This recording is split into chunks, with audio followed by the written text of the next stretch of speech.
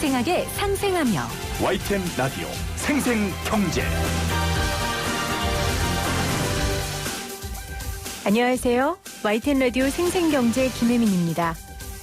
요즘 프로야구 팀들이 경기를 하지 못하니 기다리는 팬들을 위해 청백전을 하는 경우가 많은데요. 그럴듯하게 중계도 합니다. 중계하는 사람이 선수에 대한 정보와 전력을 아낌없이 이야기하는 경우도 종종 있습니다. 다른 팀이 들으면 안 될 수도 있는데 말이죠. 지금은 경쟁할 때가 아닌 살아남아야 할 때임을 알고 있기 때문입니다. 트럼프 대통령이 사우디아라비아와 러시아가 원유 생산을 1,000만에서 1,500만 배럴 감산할 것이라고 밝혔습니다. 사우디도 긴급 석유 수출국 기구 플러스 회의를 요청하면서 국제 유가가 급등세를 보였는데요. 그동안 산유국들은 원유 추가 감산을 논의했지만 합의에 실패했죠. 이후 신경전이 벌어지면서 국제 유가는 급락세를 보였습니다. 지금은 경쟁할 때가 아닌 살아남아야 할 때임을 빨리 깨닫는 자가 지금 살아남을 수 있다는 것 잊지 말아야겠습니다. 2020년 4월 3일 YTN 라디오 생생경제 지금 시작합니다.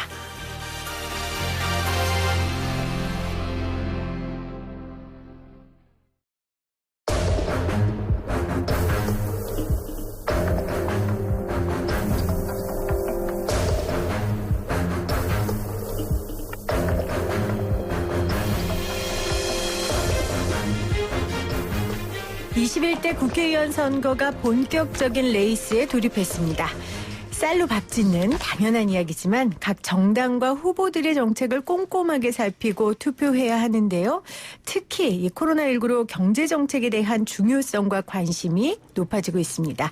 그래서 YTN 라디오 생생경제에서 준비했습니다. 4.15 총선 경제로 말한다. 더불어민주당과 미래통합당이 어떤 경제정책으로 민심에 호소하고 있는지 그 정책의 실효성과 또 방향에 대한 진단을 해보도록 하겠습니다. 먼저 더불어민주당 선거관리위원장이자 금융안정 TF팀장인 최은여 의원 나오셨어요. 안녕하세요. 안녕하세요. 그리고 미래통합당 공동선대위원장 신세동 교수 나오셨어요. 안녕하세요, 교수님. 반갑습니다. 자, 오늘은 신 위원장님, 최 위원장님으로 호칭을 통일하겠습니다. 네, 괜찮죠? 자, 먼저 두 분 서로 아세요? 우리 최 위원장님. 그죠? 네, 잘 알고 있습니다. 네. 근데 토론회 해보신 건 처음이시죠? 네. 처음이시죠? 네. 네. 우리 경제학계는 이 시장이 좁아서 네.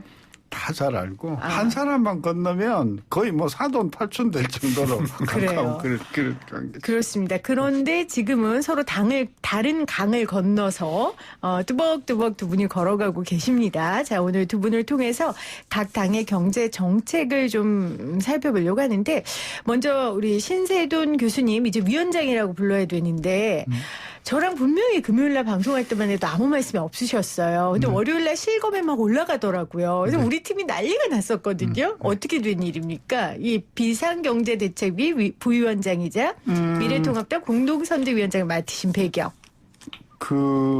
사실은 뭐 우리 경제가 어려워진 게 최근이 아니잖아요. 그렇죠. 한 2, 3년 전 좀 길게 보면 이명박 정부서부터 우리 경제의 경쟁력이 계속 내려왔단 말이에요. 계속 그 내려오는 것을 지적을 하고 이명박 정부, 박근혜 정부 계속해서 이렇게 하면 안 된다 하는 이제 이야기를 해왔었는데 이 정부, 문재인 정부 들어와가지고 사실은 굉장히 여러 가지로 새로운 어떤 개념들이 많이 도입이 됐어요. 네. 그래서 이제 상당히 굉장히 기대를 했는데 여러 가지 나온 정책들이 물론 선이었겠지만 좋은 어떤 뜻으로 했겠지만 상황이 너무 나쁜 상황을 감안하지 않고 여러 정책이 그냥 폭발적으로 터져서 네. 경제가 작년에 아시다시피 성장률이 2%대가 지금 위태로운 상황까지 내려왔고 연율로 그러다 코로나까지 터졌지 않습니까? 네. 이런 상황에서 뭔가 경제정책의 방향을 조금 근본적으로 아주 근본적인 문제서부터 어떤 그런 좀 단기적인 문제까지 이걸 한번 좀 바꿔보겠다. 바꿔봐야겠다. 그래서 한마디로 이야기하면 제가 무슨 뭐 자유한국당이나 그전에 있었던 뭐 한나라당의 어떤 선상에서 있는 사람이 아니고 새로운 아이디어, 새로운 어떤 그런 그 분위기를 가지고 네. 조금 이렇게 정치에 기여를 해보자 이런 생각으로 강권에 의해서 제가 네. 들어왔습니다. 경제 정책에 대한 것만 책임지고 계신 거예요, 그렇습니다. 위원장님. 네, 알겠습니다. 자, 최은열 의원께서는 뭐 더불어민주당의 최고의 경제통이고 지금 선거관리위원장의 금융안정 TF 단장을 맡고 계십니다. 굉장히 바쁘실 것 같아요. 선거관리위원장 역할은 거의 다 마무리해서요. 이제 각 지역구 후보를 확정해줬기 때문에 그 네. 업무는 이제 다 끝난 것 같고요. 지금 현재 코로나 비상대책위원회 금융안정 TF팀장으로서 상당히 많이 바쁘게 지내고 있습니다. 네. 자, 이제 두 분을 모시고 본격적인 이야기를 나눠보겠습니다. 여러분들도 함께 하실 수 있습니다. 각 당의 경제 정책에 대해 궁금하신 점, 혹은 쓴소리, 혹은 칭찬, 어떤 소리도 좋습니다. 샵 0945, 우물정 0945로 문자 보내주시거나 유튜브 들어오셔서 YTN 라디오 치시면 보이는 라디오로도 함께 하실 수 있습니다. 사실 슬픈 현실이지만 선거철이 되면은 이 정치적 공방과 수사만 남고 정책이 잘 안 보이더라고요. 이번에도 그런데 사실은 이제 미래통합당은 신세동 교수님이 들어가시고 뭐 국민체 이야기도 하고 시의적절한 좀 새로운 이야기들이 나와서 좀 언급이 됐었는데 더불어민주당의 4.15 총선 경제 공약은 좀 잘 안 알려준 것 같아요. 어떻습니까, 의원님? 문재인 대통령 출범이 한 3년 지나서 연속 적인 과정에 있기 때문에 여기서 완전히 뭐 새롭게 전환한다든지 그건 현실적으로 어려운 일이지 않겠어요. 그래서 통합당의 경우에는 새로운 걸 이렇게 던질 수 있지만 우리야 가능하면 시행착오를 최소화하면서 계속 이어갈 수 있는 게 뭔가 그런 게 하고요. 지금 현재 제일 우리 경제에서 중요한 건 코로나19 사태가 과거에 경험해보지 못한 충격을 우리 경제에 주고 있기 때문에 이 충격을 어떻게 막고 경제 피해를 최소화할 수 있으며 우리 경제가 이렇게 앞으로 갈 건가를 생각하는 게 제일 중요한 선거 공약이다. 다른 무엇보다도.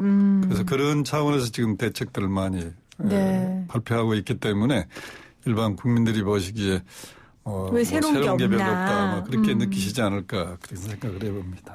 더불어민주당의 핵심 경제 공약은 문재인 정권의 연속적인 과정이 있기 때문에 특별히 새롭다기보다는 이제 진화하고 좀 점검하는 수준이고 지금 포커스를 맞추는 건 코로나19 이후 이 경제의 어려움을 어떻게 이겨가느냐 거기에 맞추고 있다라고 말씀을 해주셨어요. 자, 그러면 더불어민주당의 핵심 공약 먼저 조금 살펴보죠. 좀 몇 가지 단어로 말씀을 해주신다면 어떤 게 있겠습니까? 이제 코로나 대책을 보면 이제 제가 코로나 위기가 우리 경제에 주는 위험의 경로를 한번 쭉 추적을 해보면요. 네. 우선은 이제 소비 절벽의 현상이 지금 현저화되고 있잖아요. 네. 이렇게 되면 기업의 이제 매출이 거의 뭐 이루어지지 않을 거고 그러다 보면 멀쩡한 기업의 부도가 뭐 이제 현실적으로 다가올 겁니다. 그렇게 되면 그 다음에 오는 위험은 이제 실업의 절벽 또 금융위기로 이어져 가지고 이제 큰 국가적인 재앙이 올 수도 있기 때문에 지금 현재 대책은 이 소비 절벽 문제에서 아까 우리 신 교수님 말씀하신 대로 중소소상공인이나 자영업자들이 어떻게 국민으로서 최소한 생계를 유지할 거냐에 포커스를 많이 맞추고 있고 또 중소기업에 대한 지원이 뭐 포커스를 맞춰져 있지만 앞으로는 한국의 주력 기업들도 이런 상황이 올 가능성이 굉장히 많아요. 그래서 저희들이 신경 쓰는 거는 그런 이 흑자 도산의 기업이 현지화되지 않도록 자금의 유동성을 어떻게 공급할 거냐. 이게 제일 중요한 지금 저희들이 고민하고 생각하는 그런 수단들이 다 보여지고요. 그 다음에는 이제 크게 우리 경제 공약을 본다면 코로나 사태 이후에 한국 경제의 모습은 지금까지 경험해보지 못한 새로운 환경이 나타날 것 같아요. 거기에 대비해서 우리가 지금까지 먹고 살았던 전통 제조업의 경쟁력이 떨어지기 때문에 이걸 대체할 만한 새로운 혁신 산업을 어떻게 만들 거냐. 그래서 혁신 성장 있고 또 하나는 우리 경제를 한마디로 요약한다면 저는 기울어진 운동장이다 이렇게 표현을 많이 합니다. 여러 면에서. 그 기울어진 운동장을 정상적인 수평으로 이렇게 만드는 작업이 선행되지 않으면 지속 가능한 성장은 어렵다. 이런 차원에서 이제 공정 경제를 더 앞으로 현지화하고 심화시켜야 되겠다. 그런 게 우리 공약의 핵심이다 이렇게 보시면 되겠습니다. 코로나19로 인한 기업의 자금난을 해소하는 데 일단 1차적인 목표를 두고 계시고 그리고 코로나19로 인해 새롭게 등장한 그리고 새로운 배에 대비하기 위해 혁신 성장을 주로 목표로 삼고 계신다고 말씀해 주셨고요. 또 하나는 공정경제, 기울어진 운동장을 바로 세우기에 노력하고 있다. 이렇게 더불어민주당의 최은열 위원장께서 말씀하셨어요. 자, 미래통합당은 어떻습니까? 제가 더 간략하게 네. 소개해 드릴게요. 2월 초서부터 기재부가 코로나19 대책을 지금까지 6번 냈어요. 6번. 근데 1차, 2차를 보면 그 내용이 뭐냐. 개별 소비세 인하할 테니 차 좀 많이 사시오. 그다음에 쿠폰 좀 더 드릴 테니 나가서 좀 쿠폰 좀 많이 사용하세요. 그러니까 소비 진작을 위한 돌봄 뭐 거잖아요. 하세요. 이런 네. 거예요. 네. 자, 우리나라 소비가요. 1년에 얼마가 되냐면요. 700조 가까이 소비를 해요. 그러면 10%만 소비에 충격이 왔다고 하더라도 70조예요. 어마어마한 소비 충격이에요.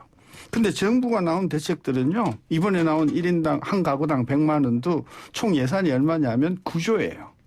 이게 다 풀린다고 하더라도 소비 충격에 아까 10% 70조에 7분의 1, 8분의 1밖에 되지 않습니다. 네. 그러니까 정부가 그동안 6번의 숙고 끝에 나온 대책을 보면 찔끔찔끔 소비를 위한 아까 가구당 100만 원도 찔끔이지만 이 전부 대책이라는 게 돈을 좀 빌리시오. 중소자영업자들 가서 빌리시오. 보증해드리리다. 근데 아시다시피 보증을 하러 갔더니 또는 융자를 받으러 갔더니 조건이 너무 까다로운 거예요. 네. 숫자도 많고 실질적으로 자영업자가 돈 한 푼 제대로 대출받은 게 없다. 요약하면 이렇습니다. 아까 기울어진 경쟁력 다 좋습니다. 지금 당장 하루가 어려운 그런 중소기업들한테는 너무나 먼 이야기다. 결론. 이 기재부가 저는 이 정책을 담당하는 기재부가 현실을 너무 모른다. 그러면 당에서 청와대에서 야, 이 사람들아 현장이 얼마나 어려운지 이런 한가한 소리를 하고 있냐고 질책을 해도 네. 저는 시원하지도 않을 텐데 지금 당은 전혀 그 상황을 인정을 못하는 것 같아서 그래서 김종인 우리 총괄선대위원장님께서 이제 획기적인 아이디어를 내셨어요. 네. 어떤 겁니까? 대통령 긴급 재정경제명령권을 발동을 해서 네. 돈 대줘라. 보증해줘라. 책임은 내가 질게. 책임을 김종인 위원장님이 지신다고요? 아니 대통령이. 아, 대통령. 아유, 깜짝이야. 네, 그렇죠.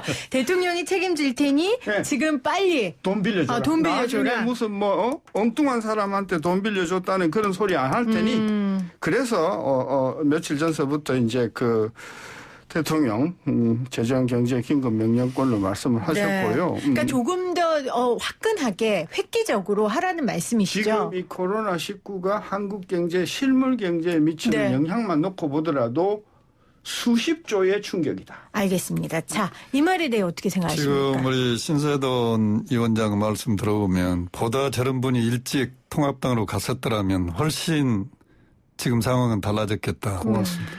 오시기 전만 해도 재정을 네. 조금 투입하려고 그러면 퍼주기니 뭐니 비판만 했지 대안도 없었습니다, 사실은. 그런데 이제 저렇게 합리적인 분이 오셔서 앞으로는 정말로 기대가 큰데요.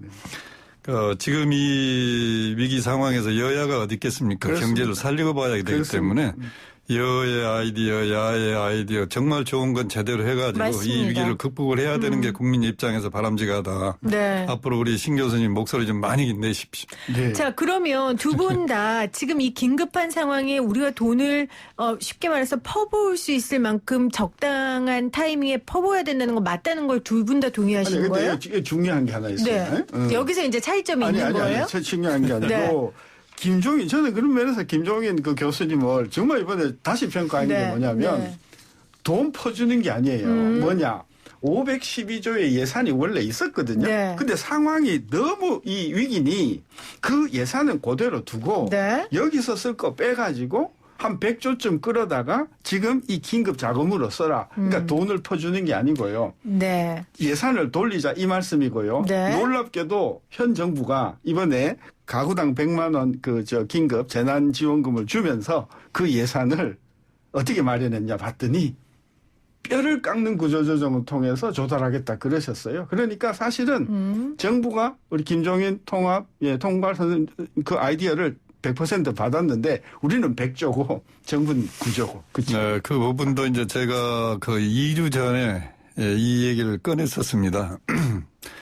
513조 예산 편성할 때 한국 경제의 상황과 가정과 네. 지금은 지금은 완전히 180도 달라졌기 때문에 예산 편성을 새로 한다는 셈 치고 다시 구조정을 해야 된다. 네. 그거를 이제 정부도 생각을 하고 있었는데 우리 김종인 위원장께서 이렇게 제시해 주시기 때문에 아마 정부가 더 적극적으로 할 수 있는 네. 부분이 있고요.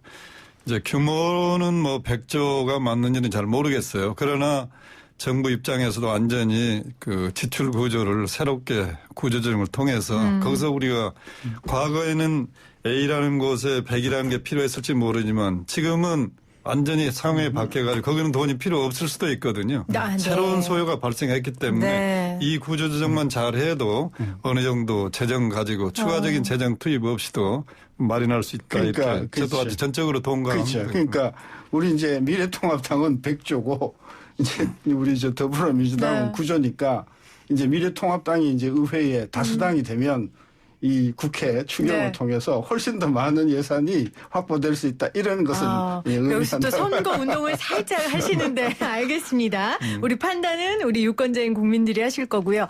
그런데 최 위원장님, 지금 최 위원장님 말씀은 있는 우리 예산 안에서 필요 없는 부분들이 분명히 발생했을 테니 그 부분을 쓰자라고 하는데 사실 여당에서는 추경을 지금 하고 또 하자라는 얘기들이 나오고 있잖아요. 그래서 이제 코로나19 사태가 터지자마자 네. 제가 제일 먼저 했던 얘기는 추경을 포함한 모든 대책을 준비하고 있어야 된다. 이렇게 주장을 했더니 일부에서 새 예산에 잉크도 마르기 전에 무슨 추경이냐. 네. 엄청 비판을 많이 받았습니다. 그러나 지금 현실적으로 이제 추경은 1차 추경을 했고 지금도 1차 추경이 끝난 다음에 2차를 하느냐 마느냐 가지고 또 논란이 있는데요. 저는 2차냐 3차냐 4차냐 규모가 10조냐 20조냐 논의 자체가 넌센스다. 앞으로 이 다가올 위기의 국면을 보면은 규모가 어느 정도 될지 상상을 초월할 겁니다. 앞으로. 그렇기 때문에 그때그때 위기의 규모를 정확하게 파악해서 바로바로 대처하는 게 답이지. 네. 추경을 할 거냐 마니까 시간 보낼 여유가 없고 규모가 10조가 적당하냐 20조가 적당하냐고 논의할 여유가 없는 상황이다. 이 상황이. 이만큼 지금 위기 상황이라는 걸 우리가 인정을 해야 되겠다고 네. 생각합니다. 그 이제 1차 추경이 11조 7천억이에요. 11조 7천억인데 저는 다행이라고 생각하는데 그 내용을 보면은 그 예를 들면 그 아파트 임대료를 좀 깎아주면 세액공제 뭐 해주는 게 있어요. 그러니까 세액공제를 해주게 되면 국가로서는 세금이 좀 덜 들어오잖아요. 그 덜 들어오는 세액공제로 인한 감세가 한 3조쯤 돼요. 근데 이 감세 효과는 언제 있냐? 지금 있는 게 아니라 내년쯤에서 세금을 낼 때 감세 효과가 온단 말이에요. 네. 그러니까 이게 11조 7천억의 추경이 맞는 답이기는 하나 실제로 혜택은 내년으로 미뤄지니 그렇게 한가하게 뒤로 미룰 것이 아니다. 좀 더 급한, 좀 더 큰 규모의 네. 어떤 정책적인 집행이 있어야 된다. 우리는 그렇게 지적을 하는 거죠. 자, 지금 0774님께서 나라에서 지원금도 주고 도와준다니 좋긴 하는데 이렇게 돈 많이 풀면 우리 나중에 망하는 거 아니에요? 이렇게 문자 보내주셨는데 사실 이런 문자 진짜 많이 와요. 네. 두 분 경제학자시고 또 위원장님이시니까 말씀 좀 해주세요. 이 국민들의 이 우려. 예, 국민들 우려 충분히 이해가 되고요. 그 재정 건전성이라는 게 정말 우리가 주의 깊게 관찰하고 관리를 해야 될 부분인데 예를 들어서 지금 좀 무리를 해서라도 한 20조, 30조 집어넣어가지고 위기가 극복이 되면 괜찮은데 만약 이거를 아끼려고 하다가 50조, 100조의 위기가 올 수도 있거든요. 네. 이게 이제 선택의 문제 같습니다, 앞으로. 그런데 저는 개인적으로 그 기업의 부도가 현저화되고 하다 보면 아마 그 규모를 과거에 우리가 경험하지 못한 데미지가 올 것 같아요. 그러니까 지금은 재정을 좀 더 투입하고 다른 방법을 통해서라도 이 국면은 우리가 피해가야 된다. 네. 기업의 부도가 현저화될 때 이걸 막으려면은 정상적인 기업도 지금 신용도가 떨어지기 때문에 회사채를 발행해도 누가 인수를 못 합니다. 안 해줍니다. 그렇겠죠. 시장에서. 그러면 네. 그대로 망하거든요. 그러면 실업인 몇천 명이 나오면 그러지 않겠어요. 그럴 경우에 누군가가 그런 회사채를 인수해주고 그런 어떤 자금을 지금 마련해서 이 위기를 넘긴다고 그러면 비용이 최소화될 텐데 이걸 그냥 재정이 아깝다고 하다가 이것이 현지화되면 더 큰 사회적인 코스트가 발생할 수도 있다. 이런 말씀을 좀 드리고 싶네요. 우리 국민들이 이제 그런 걱정을 충분히 하실 텐데 예를 들어서 우리가 100만 원을 국민들한테 준다고 해요. 그 나오는 소스가요. 세 가지예요. 어디냐면 다른 데 100만 원 쓸 것을 돌려서 쓰면 국고에 뭐 돈이 남발되는 게 하나도 아니겠죠. 네. 가장 건전한 방법이겠죠. 그다음에 100만 원을 드리는데 정부가 남한테 빌리는 거예요. 그래가지고 채권을 발행해가지고 100만 원을 주면 이건 국가의 빚이 늘어나는 것이죠. 매우 나쁜 방법 중에 하나죠. 또 하나 방법은 한국은행더러 돈을 찍으라고 하는 거예요. 돈을 찍어서 100만 원을 주잖아요. 아무 빚도 안 늘어나요. 그러나 시중에 뭐가 많아져요? 돈이 많아지겠죠. 네. 이런 식으로 하다 보면 인플레가 생기겠죠. 그래서 가장 좋은 방법은 이렇게 쓸 돈을 이렇게 돌리는 것이 가장 좋고 그렇게 하는 경우에는 국가 재정에도 그리고 아무런 통화에도 문제가 없는 방법이다. 네, 아까 우리가 이야기했던 합의 네, 봤던 그랬어요. 일단 1순위인 예, 그렇죠. 우리가 지금 갖고 있는 예산 안에서 합리적으로 배분하고 재조정. 급한 것부터 하자라는 말씀이십니다. YTN 라디오 생생경제 오늘 4.15 총선 경제로 말하다 미래통합당 공동선대위원장 신세돈 위원장 그리고 더불어민주당 선거관리위원장 최원효 위원장과 함께 하고 있습니다. 일부에서는 코로나19 이후에 그리고 지금 그 고통의 터널을 겪고 있는 우리에게 필요한 경제 정책 진단 이야기 나눠봤습니다. 광고 듣고 올게요. 자, 지금 많은 분들이 문자로 보내주고 계세요. 3818님 새싹이신데요. 국민은 뭐 새로운 경제정책 반드시 원하지 않습니다. 그저 피부로 느껴지는 현실적 감각을 갖게 해달라는 겁니다. 혁신성장이 뭔지 일반인이 아나요? 이거부터 좀 고쳐주세요 하셨어요. 저희가 2부에서 혁신성장 최 위원장님께 좀 여쭤보도록 하겠습니다. 1814 여도 야도 건드리지 않는 100년 정책 수립해야 합니다. 5278님 신세돈 교수님 축하드립니다. 조그만 개인 사업 하는데 이거 축하할 일이죠? 네. 조그만 개인 사업 하는데 죽을 맛입니다. 언제 좋아질까요? 신 교수님 파이팅입니다. 이렇게 남겨주셨고 1814님은 지금 우리나라는 신동력이 없는데 뭐가 될까요? 어느 정권이 들어서도 백약의 무효 아닌가요? 미래 먹거리에 대한 고민이신 것 같아요. 자, 이 모든 이야기 저희가 2부에 나누도록 하겠습니다.